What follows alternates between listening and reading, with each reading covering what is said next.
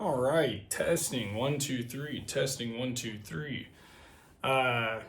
This is, I guess, the pre video. This is my first time taking a video like this, and also using the recording little tripod thing that I got that I'm going to be hucking around Egypt. So this is going to be a bit of a preamble, but I'm starting to pack. It's a day before the Egypt trip.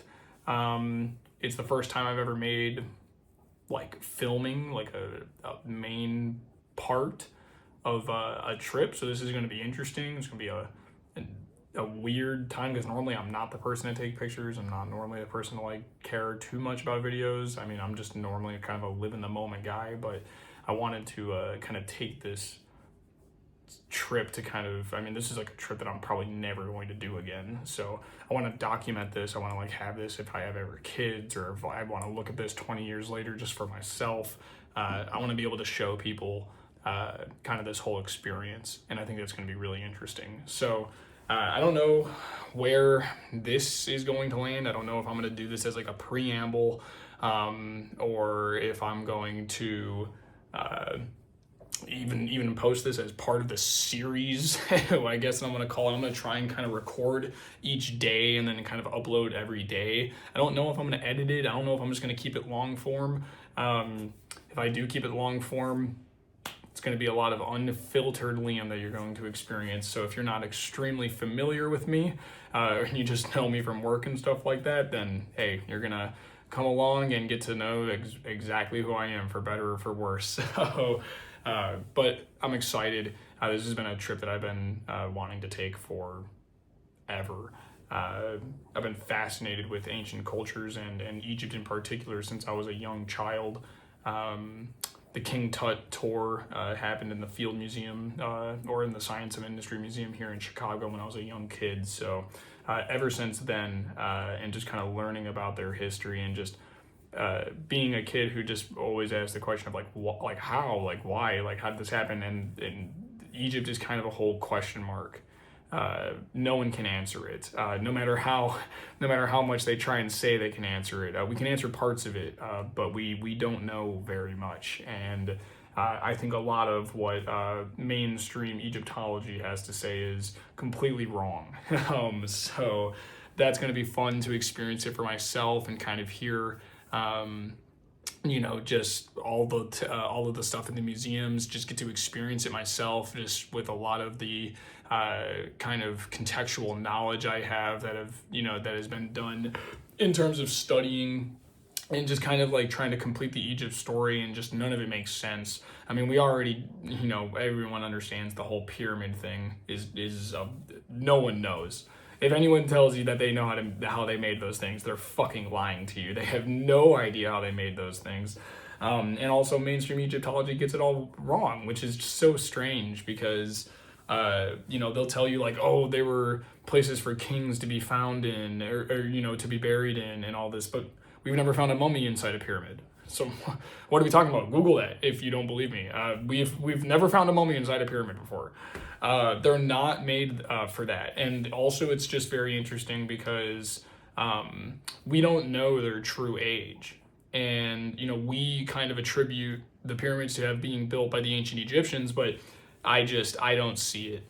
There's so much evidence. I won't go into it myself, but there's so much about this stuff that it's out there that's different than the mainstream, that is credible as well. That's the big thing. Mainstream academia is a cult at the end of the day in terms of the way that they think and everything like that. So when you hear everyone saying that something's wrong, you just want to look at the evidence yourself, and everything that I've looked into just really points me to believe that there's something more going on here. So I'm extremely excited. I truly believe that the ancient Egyptians found the pyramids. I'm not going to say that, the ancient Egyptians didn't build anything. Of course they did. We have many, many, many examples of the actual ancient Egyptians building these things. But I truly believe in my heart of hearts that the ancient Egyptians did not build the Grand Pyramids or the Sphinx. I mean, the Sphinx is 100% confirmed. I mean, if not built by the ancient Egyptians, then built by the Sphinx is over 10,000 years old, no matter what you read. If there is evidence strong evidence to suggest that the Sphinx is over 10,000 years old. So it's just, I mean, it's incredible. But even beyond the asking of the why, but just, I mean, this incredible place that has evidence of human existence for the past thousands of years. I mean, like, how interesting and how incredible to walk in the shadows of literally the cradle of civilization as we know it. And probably a key part of a civilization that we don't know about, that happened before the Younger Dryas impact. So just super excited, super pumped. I'm getting packed, just kind of been taking it easy. But the weight of the journey is starting to weigh on me. So I'm excited. We got a bunch of snow here in Chicago right before this flight tomorrow. I leave at 8:00 p.m. So thankfully it's a little bit of a later flight. We got about like 6 inches, but I think it's kind of died down and it's not really snowing too much anymore. So I'm thinking it's going to be clear skies tomorrow and we should be good. I think my check-in for my flight comes up soon, so I got to do that. But yeah, I just think I'll do this little thought I would do this little preamble and kind of get used to, speaking to the camera and stuff, because that's going to be a key component of this. That again, I'm not like shy about talking on camera or anything like that, but it's definitely just not something that I'm very used to like focusing on. Again, I'm not someone that tries to have my phone out too much when I'm doing things like this. I normally am kind of a live in the moment and I'll remember it kind of person. But again, I think this is something that's so interesting and so cool that I have to document it. So again, we're coming up on 7 minutes here for this little preamble. So again, we'll see if I even use this, if I'll post it in. But this is just my kind of thoughts the day before I leave, and I'm just extremely excited to get on with it. So I'm going to keep on packing, and we'll see whatever the next video I make is. Bye. All right, we are officially packed. Got the suitcase done. I'm coming through here. I'm bringing my camel back. I figured it would just be so much easier to finish or to bring that instead of a normal bag, because you can't drink anything but bottled water in Egypt because the water will fuck you up. It's awful. So I was thinking, it'd be awful having to carry that shit all around. I'm just gonna bring the camelback, and first thing I can, just dump as many water bottles into the camelback as possible. So, but yeah, we're set. I'm not really a big packing guy. I don't really stress too much about that. So I'm just ready to go, and I'll be honest, I'll play some video games. All right, God, sun is so bright. My eyes have not adjusted yet. My eyes are watering. I don't have my little recording stick, so probably just look fucking awful in this clip. I'm crying. Oh, the sun is so bright outside. There's so much snow on the ground that it's a little crazy, to be honest. Got some crazy snow here last night in Chicago. Got about, I don't know, like 3-4 inches. It's not too bad. But my flight leaves at 8 today, 8 p.m., technically 8:20. I'll probably get to the airport around like 6:30. It normally goes pretty quick at O'Hare. So just doing some chores today. Gonna go to the store and stuff like that. So again, I'm not really sure like if I'm even gonna put these preamble videos in. It's kind of like the day zero stuff. But I don't know. I think it's at least fun to just kind of get used to talking to the camera, and again, just kind of getting used to the whole experience of like focusing on filming. So I'm getting into the car. The car has much snow on it, so I'm gonna clean this off and get going. Got the car cleaned off and everything. My hands are absolutely frozen right now, so just taking some hot hands in, warming them up a little bit. Used to use these things religiously at work way back in the day. Back when I used to have to work outside and shit like that. That stuff sucked. But yeah, gonna do some chores, gotta kind of get like the house ready and everything like that before we leave, hang out with the girly, but yeah, definitely very excited, very, very excited, and shit, you all just looked at me and I put my seatbelt on before I left, fucking call the cops, and yeah, excited for sure, checked into the flight and everything like that, so it all seems good, but definitely not as long of a flight as I thought it was. I thought it was going to be a lot longer, but it's, you know, the flight to Istanbul is only like, you know, 10 and a half, so I've done 9 to Paris before, or like 8 to Paris, so hopefully I'll sleep a decent amount. My kind of trick is just to take as many fucking sleep aids as possible, and then it'll, oh, I just realized I'm doing this in fucking, there we go, bit of a tilt on this, you have to live with the tilt, but I was saying earlier, but I realized I was taking it in fucking portrait mode instead of landscape, so I don't want to fuck up the video. Again, I don't even know what I'm going to do with these videos, so we'll see what if these even see the light of day. But yeah, going to the store, very excited. My flight leaves at 8:20, but figured I'd do some chores, kind of get the house like ready to go before I leave. That way Anna has everything, you know, for the week and stuff like that. So I'm gonna go do some grocery shopping, kind of come back, do some final packing. I did most of the packing yesterday, but just kind of last, you know, checks, chargers, electronics and stuff. I always do on the like kind of right before I leave, just because that way I know I have it and I'm not forgetting anything.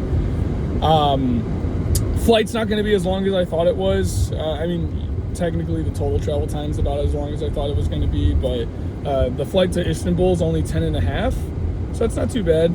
I've done 8 to Paris before, so not really too worried about the flight in terms of time and everything like that. And I think I got like a 2-hour layover in Istanbul, so kind of nice to just kind of catch my breath, get off the plane, and maybe hopefully eat some food. I don't really know what they'd have there for me, so I have to see. I've heard the Istanbul airport's really nice though, so might just take a tour around it, just kind of walk around. Going to be the first time I'll be in Turkey, so that'll be interesting. I don't think I'll get a passport stamp though, sadly, because I'm just connecting. I don't really know how that works actually. I'm not the most well-traveled person. I'm traveled, but I'm not, I wouldn't say well-traveled, internationally at least. In the United States, I'm pretty well-traveled at this point. I've been to a decent amount of states, so driving through and stuff like that. But yeah, super excited. And then after that, about like 2 hours in Istanbul, I have like an hour and a half or like an hour 45 flight to Cairo, so really should be nothing after that long flight. But yeah, I guess kind of like what I'm most excited for, I mean, pyramids, obviously. I mean, just to be inside, we get to go through all the pyramids, every single one.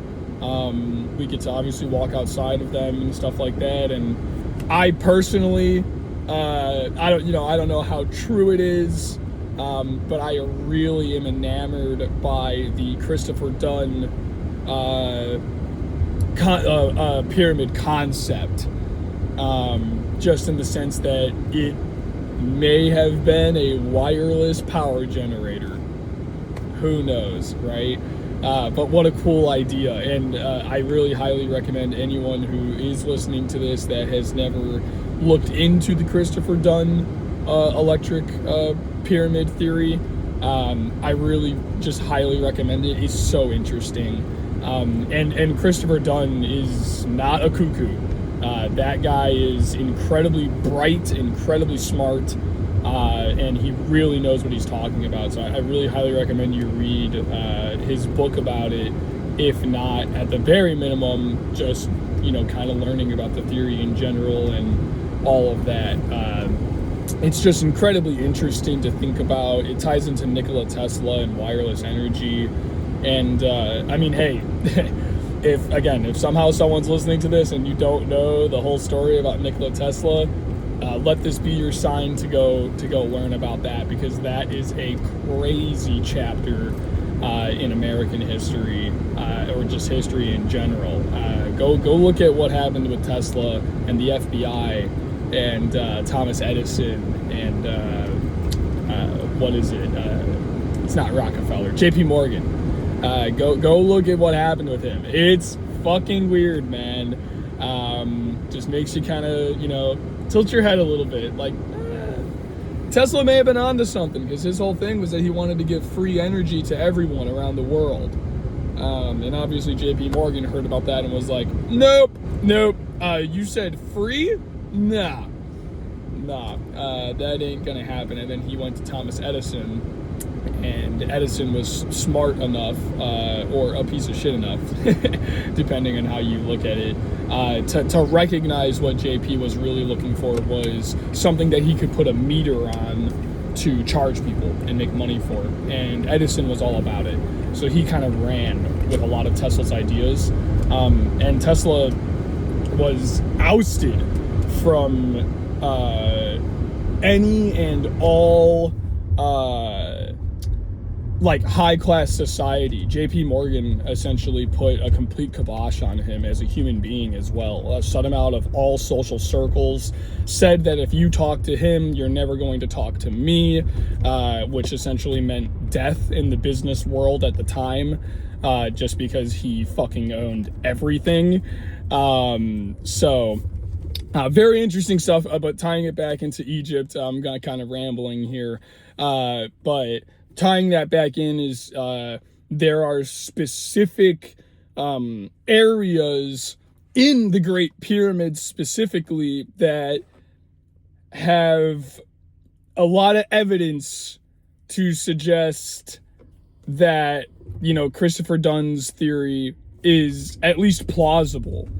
And like, why did it stop working, and like all of this stuff. There is quote unquote explosion marks in one of the grand chambers. I kind of know like all of these like things that he's pointed out as like evidence again for suggesting that his theory could be correct. And so I'm going to be really looking for all of those, and hopefully I'll be able to call them out in the video when I see them, because it is quite noticeable. I've just realized I have now pulled into the Trader Joe's parking lot, and it doesn't look like, oh my god, there's an actual fucking spot. Holy shit. Right away I pull into Trader Joe's and there's a parking spot. Today's a blessed day. I mean, I'm already feeling really good. So, well, all right, that was my drive to the grocery store. Again, a little just rant, but I'm kind of getting used to just kind of talking to the camera. And again, I'm someone who can rant forever. So this is kind of fun. I'm having a lot of fun just kind of talking. I would normally just be talking to myself anyways. So I'm glad that I kind of get to do this for a purpose. And again, hopefully someone's watching this sometime, somewhere.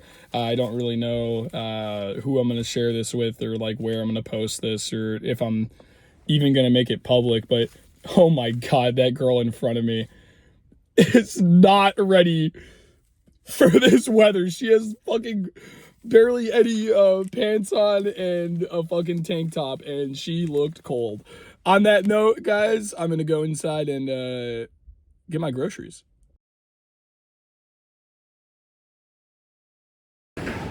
Holy shit, we finally got to the airport. That was almost crazy. The traffic actually getting into fucking O'Hare was absolutely out of this world. I've never seen it that bad in my life. We sat standstill in traffic for like 30 minutes straight. It was insane. But we finally got here. I'm at the gate. I got 15 minutes to boarding. It's packed here. It's crazy. I didn't really kind of remember that it was Thanksgiving weekend that I'm leaving. Or, like everyone's traveling back for Thanksgiving. Thankfully, the international terminal is not too bad, but definitely crazy. So, about to hop on the flight, and I guess my next video will probably be when I'm in Istanbul. So, we'll see you then.